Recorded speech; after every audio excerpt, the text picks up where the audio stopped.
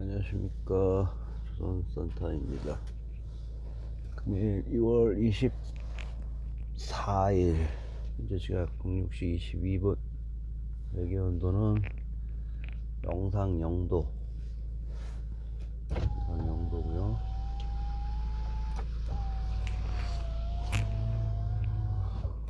포근합니다. 날씨가 어제보다는 2, 3도가량 포근한 것 같아요. 아직 이르지만 아무튼 봄이 코앞에 다가왔다는 걸 느낄 수 있어요. 사람들도 좀 다니는 것 같고 그렇습니다.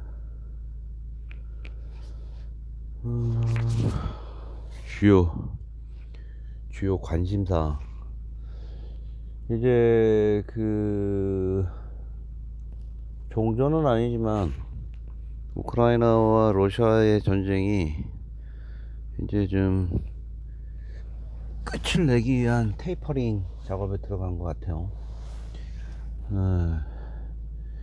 춘계 대공세를 준비하는 러시아를 위해서 전세계 나토 회원국들이, 어제는 스페인 국왕이 키이우 방문했습니다. 그다음에 그 전에는 바이든, 이런 분들이 방문을 하고 있어요. 반면에 왕위는 중국제도도 발빠르게, 저는 그게 동맹의 그 어떤 의지를 보여주는 양식 간의 횡보라고 보는데, 속보들이 들리는 얘기로 4월, 3월 말경에 대단히 큰 공습이, 마지막 공습이 있을 거라고 예상을 합니다.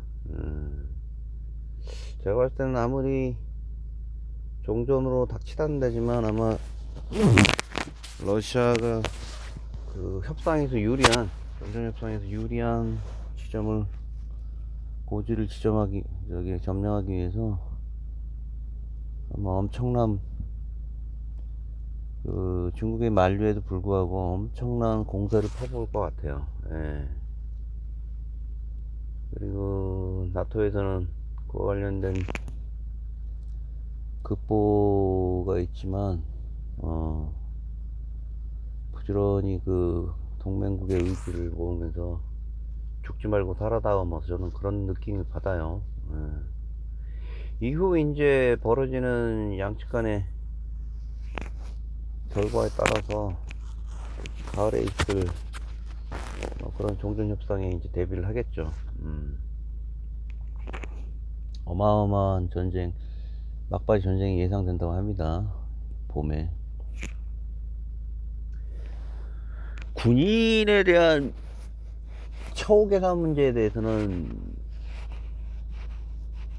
어떻게들 생각하시는지 모르겠네. 군인. 그래도 뭐 만기 병장 제대한 사람으로서 7군단 7특공 나왔는데, 707을 뭐 705, 703 뭐 이렇게 있잖아요. 특공은 7자가 붙습니다. 94년에 없어지긴 했어요. 저 일병 마루봉 때인가? 어찌됐든 그때 저희가 19,000원, 적게는 뭐 9,000원에서 뭐 이렇게 왔다리 갔다 15,000원 받기도 하고 그랬던 것 같아요.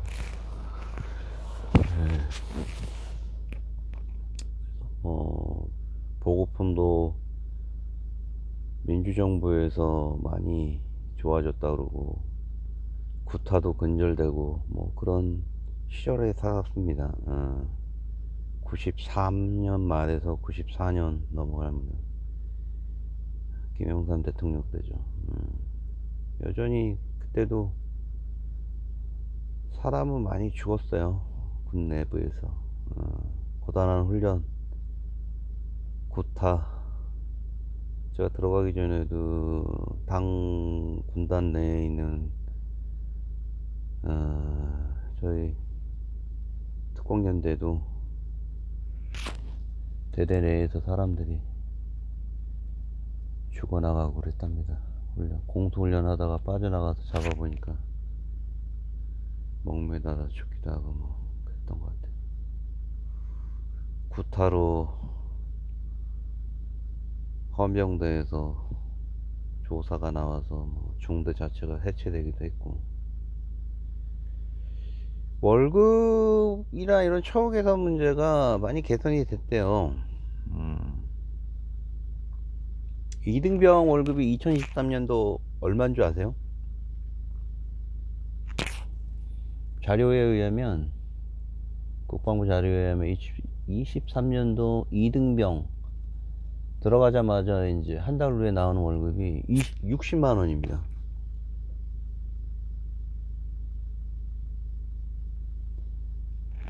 60만 원 들어가자마자. 상당히 세죠. 예. 먹여주고 입혀주고 뭐 체력 단련해주고. 그런데도 갈래 그러면 안 가는 사람도 있겠지만, 상당한 금액입니다.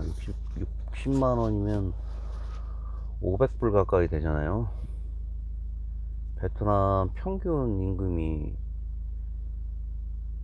제가 알기로 대학 졸업하면 40만 원? 30원 만에 40만 원? 50만 원이던데.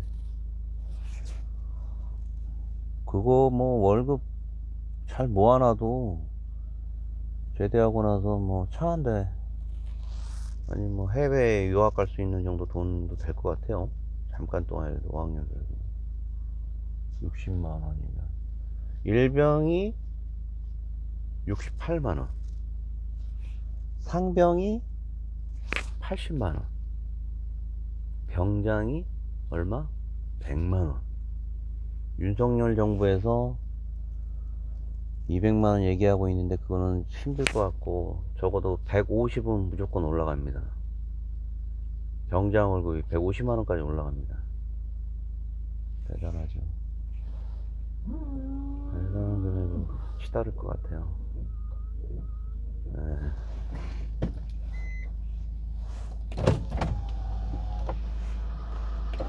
150만 원이면 100만 원. 일단 현재는 보장된 금액이 병장이 100만 원입니다.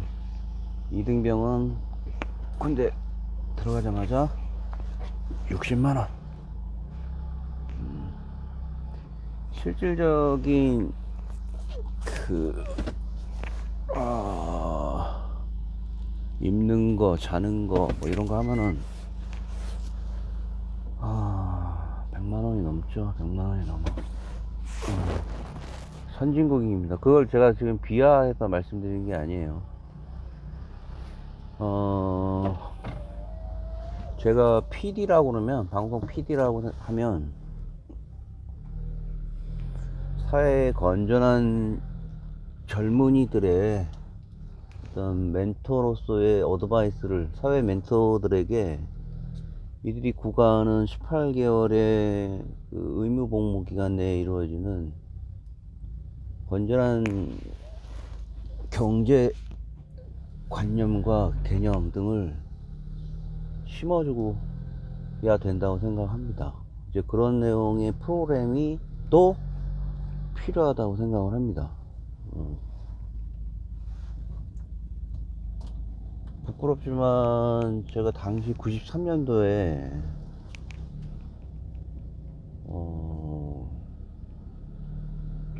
7군단 7특공 있다가 94년도에 부대가 해체되고, 그래서 1년 남짓한 1년 반 정도를 그 예비군 교육대대에 있었어요. 조교로. 그때 돈도 좀 만졌습니다. 있어서는 안 될, 뭐 걷어서 주기도 하고 선배들이, 그거 갖고 뭐라고 하진 않던데, 뭐 하여튼 뭐 좀 부족함 없었어요. 군대에서도. 군대에서 그 당시 돈으로 10만 원씩 받기도 하고 했으니까.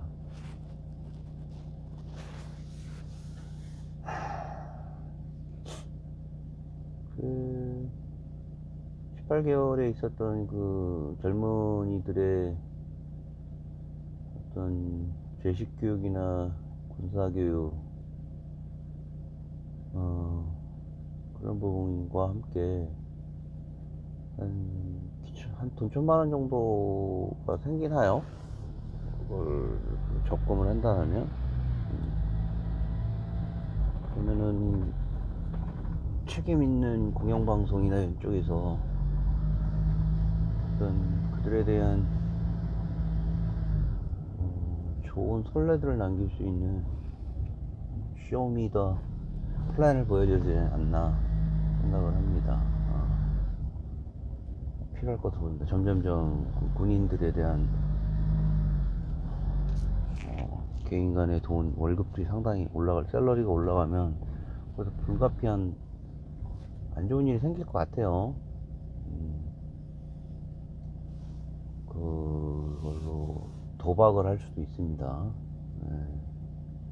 그리고 음주도 휴가철에 심각하게 할 수 있는 부분이고, 반드시 그에 따르는 교육과 군대 내에서 하려고 하지 말고 뭔가 좀 세련된 기관에서 맡아서 교육을 하고 있겠죠. 제가 지금 얘기하는 거 제 생각이면 뭐 다른 곳에도 그런 생각들을 아마 할 거예요.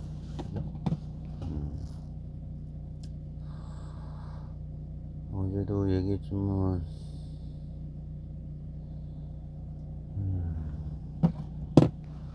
그다음에 그 캐시타에서 한국 핵융합 발전소에서 실증로 이제 그 플랜을 들어서, 실증로라는 게 그동안 그 삼중수소 관련해서 깨끗한 원료였잖아요. 연료 개발한다고 하면서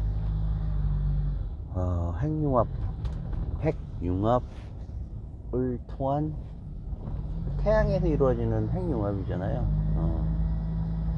핵융합을 통한 실증로로 일단 500메가와트급으로 500메가와트급이면 어느 정도 볼륨은 작지만 산업체에 공급할 수 있는 어느 정도의 좀 양이에요. 이제 점점 늘어나겠지만 2035년 이게 이제 주목해야 되는 게 뭐냐면, 지난 2022년 12월 13일 날 인류가 그 NIF라고 미국에 있는 그 National Ignition Facility라고 해서 그 DOE라는 미국 그 내에 한 5조 정도의 돈이 투여돼 가지고 큰 건물 안에 네프라는 그 퍼실리티를 점화 퍼실리티를 만들어 가지고 인류 역사상 처음으로 인풋 에너지 대비해서 150%의 1.5 Q 1.5의 그 출력값을 얻었다고 합니다. 그렇죠. 이때 사용된 레이저 에너지 줄은 1.9메가 1.9메가를 만들기 위해서는 들어가는 전기 에너지는 300메가줄 300메가줄을 얻기 위해서는 열 에너지가 얼마? 900메가줄. 근데 무슨 의미에서인지 당시 크리스탈로 1.9메가줄을 쐈는데 여기서 1.5배니까요. 한 3메가와트 이상의 출력값을 냈다는 거예요. 인류 최초로.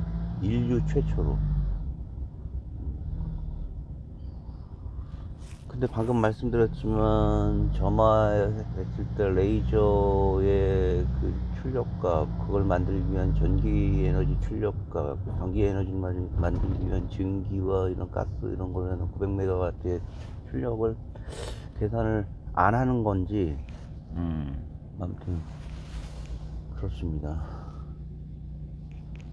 그래서 수소는 저는 잘 모르지만 그동안 배워온 거로는 그 핵융합은 이렇게 이해를 하면 될 것 같아요.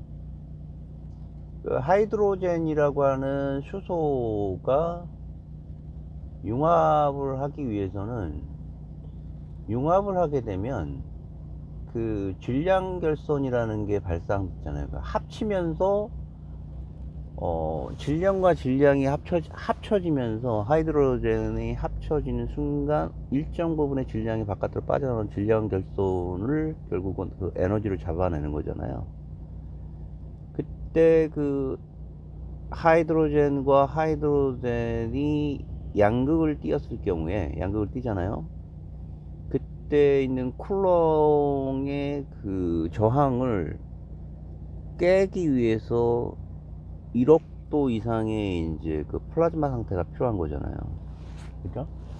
근데 그 1억 도 이상의 그 플라즈마 상태, 1억 도 이상을 유지하기 위해서는 지금 현재 우리나라는 1억 도 이상의 100초인가요? 300초인가요? 그게 지금 하고 있고, K스타에서는 이런 내용의 작업을 위해서는 자기장을 이용한 자기공명 핵융합 발전 시스템을 하고 있고, 대한민국에서는 여기에 대한 밀도라든가 온도라든가 이런 거는 다 똑같은데, 그걸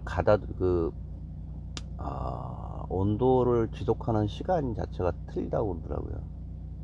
전자에 말씀드렸던 NIF 그 내셔널 이그니션 쪽에서는 그 10의 마이너스 9승의 그 단파장대로 레이저를 쏜대요. 탁탁탁탁탁 10의 마이너스 9면 얼마나 빱니까? UV 352 나노미터 352 나노미터 UV 파장대를 쓰고 있고, 192개의 레이저 스팟을 그 골드에다가 조사시켜서 간접적으로 거기서 나오는 엑스레이로 그 플라즈마에서 나오는 그 1억도의 그 제4물질이잖아요. 플라즈마 상태가 하이드로젠이 서로 합쳐지면서 나오는 그런 질량결손에 대한 이런 에너지를 가다두는데 성공을 했다고 합니다. 함중수소를 발생시켜가지고 에너지를 점화시키는데 성공을 했다고 합니다. 97년에서 98년, 99년에는 꽤 쉽게 될 줄 알았는데 쉽지 않았다고 하더라고요. 우리나라하고 미국하고의 차이는 그렇다고 해요. 우리나라는 그 기저전력을 20%에 30% 지금 기저전력, 아무리 뭐 어려운 일이 있더라도 20, 30%의 그 산업체에 제공해야 되는 아주 기초적인 전력을 기저전력이라고 하잖아요. 지금 K스타에서 지금 지내고 하고 있는 2035년 500메가와트급 실증로도 기저전력을 대처하기 위한, 아무래도 그 핵융합이 아닌 지금 우라늄으로 사용한 고리원자력은 폐기물이 나오잖아요. 방사성 폐기물. 이 부분을 대체하기 위한 내용입니다. 예. 그렇습니다. 그래서 우리는 Q10, 그러니까 인풋 에너지 값이 1이라면 출력되는 에너지가 10배의 그 아웃풋 에너지를 목표로 하고 있습니다.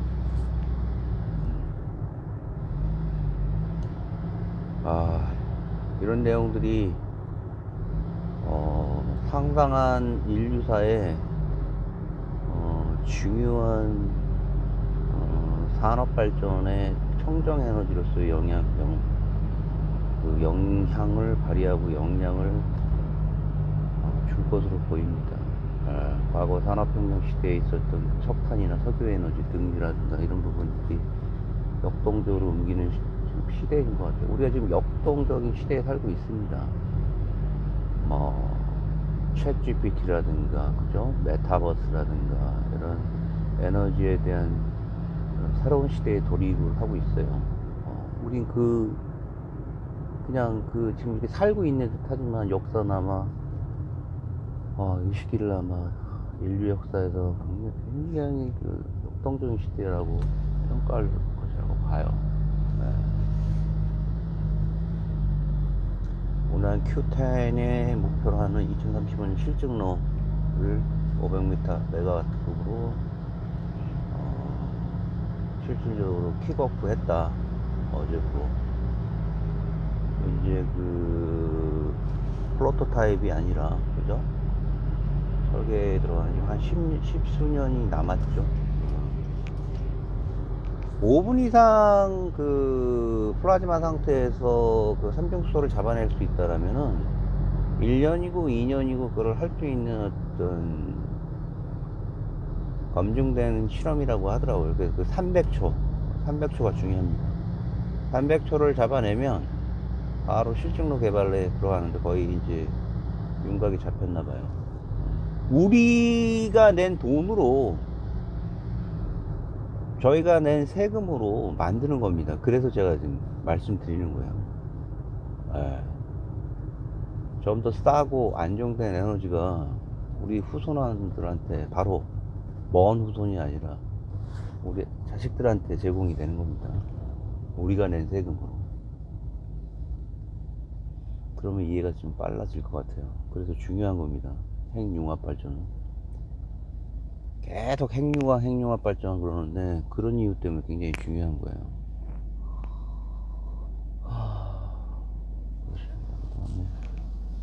제가 예전에 그 노스코리아 관련돼서 말씀드리는 거는, 오늘은 아니라 내일 얘기를 좀, 월요일 날 좀 얘기를 해야 될 것 같고, 이제 주말에는 다빈치 리졸브를 좀 더 그 유틸리티를 좀 업그레이드 해서 제가 좀 더 원활하게 할 수 있는 거 할 것 같고요. 그래서 주말에 꼭 좀 공부를 더 할 것 같습니다.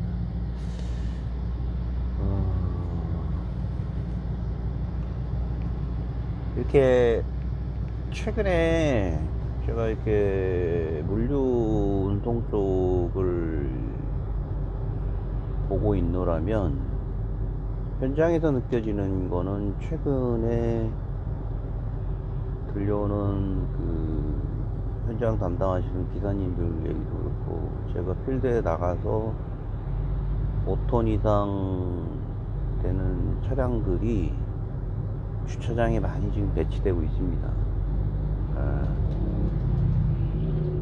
산업체에서 이루어지는 그 재고 물량에 대한 이동이나 요청이 현저하게 줄고 있다는 거예요. 어떤 실물 경제가 완화되고 위축되고 있다는 것을 단편적으로 보여주는 현장 상황입니다. 그런 상황에서 저도 개인적인 개인사로 인해서 예전에 많은 실망감을 안고, 반도체 장비 관련된 사업이 실패했을 때 좌절과 그 경제적인 어려움은 굉장히 심각하고, 이후에 그 선택되어지는 그 이질적인 직업에서 오는 그 스트레스가 상당합니다. 그 어떤 특정인이 개인의 의지하고는 상관없이 단순히 의식주를 억지로라도 해결해야 되는 부분에 있어서는 자신의 의지하고 다른 이질적인 직업을 갖게 될 수도 있잖아요. 대부분이 다 그렇다고 봅니다. 근데 열악한 환경에서 이질적인 어떤 자신이 선택해야 되는 이질적인 어떤 선택이 가져오는 스트레스는 정말 어마어마합니다. 그 이질적인 선택에서 오는 그 스트레스에서 나이를 먹다 보니까 어느 정도는 그들의 생각과 저의 생각이 컴패션 같이 동화되기도 하고 하는 부분이 좀 있어요, 사실. 작년이었는데 어느 날이었어요.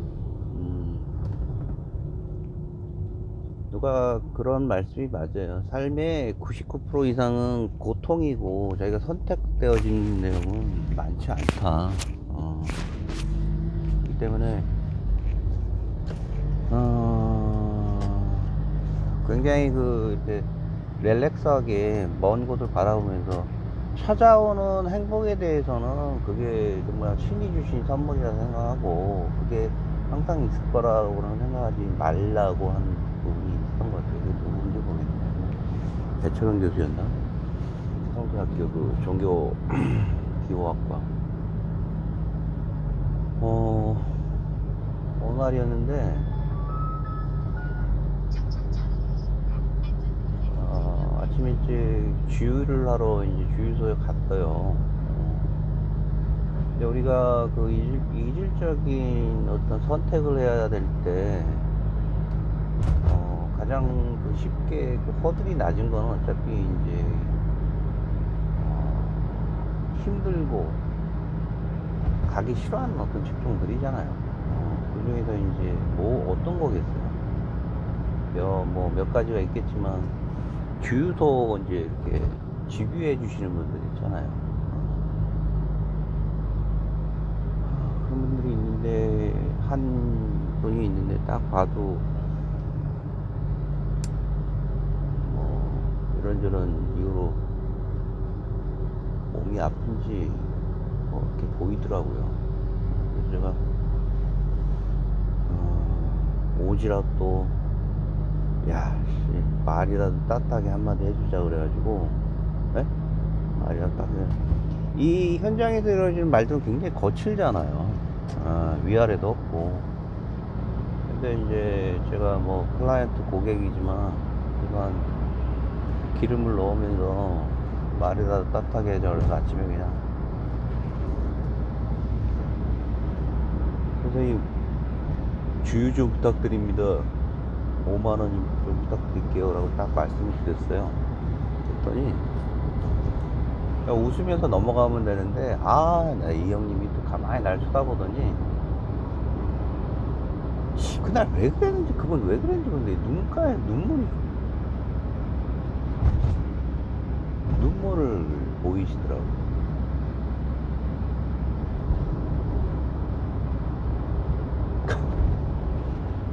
그 송산 포도유소 휴게소 그쪽 방향에 쉬운 방향인데 지금은 그분 안 계세요. 거기 자주 사람을 바꾸고 눈가가 촉촉해지더라고. 아침부터 내 또 누구의 감성을 나는 또 서로 간에 같이 이렇게 하늘 아래 같이 사는 사람이니까 열심히 해보자는 의미에서 말씀드렸는데 너무 또 건드렸나봐, 감성. 나이는 한 60대?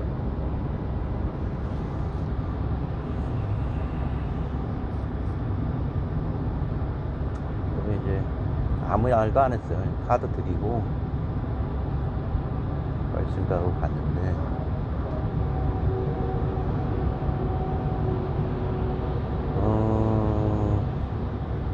안중근이라는 분도 있어요.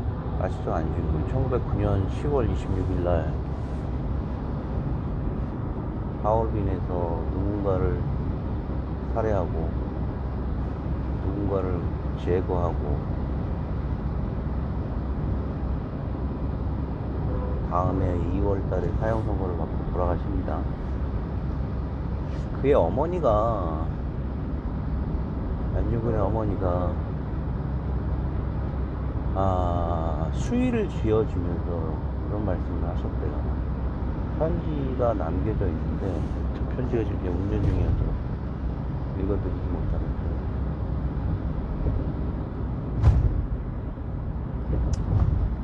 항소하지 말아라.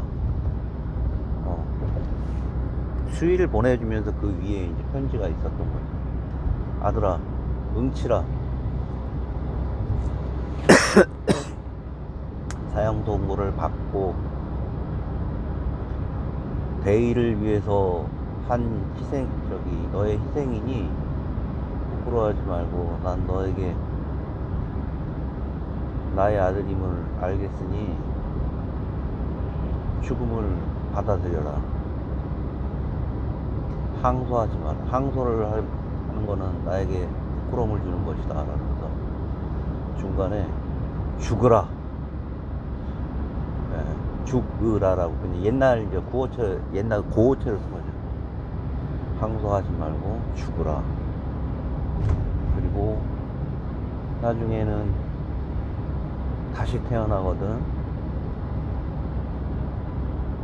좋은 곳에서 태어나기 바란다. 그러면서 수위를 전해줍니다. 그 안중근의 유품 중에서 남아있는 몇 개 안 되는 유품 중에 사진 3장인가가 있잖아요. 이게 서거 5분 전에 찍은 하얀색 그 수의를 입은 사진이 있어요. 그게 어머니가 지어주신 거고, 그럼 그렇게 형장이 있어서 사라집니다.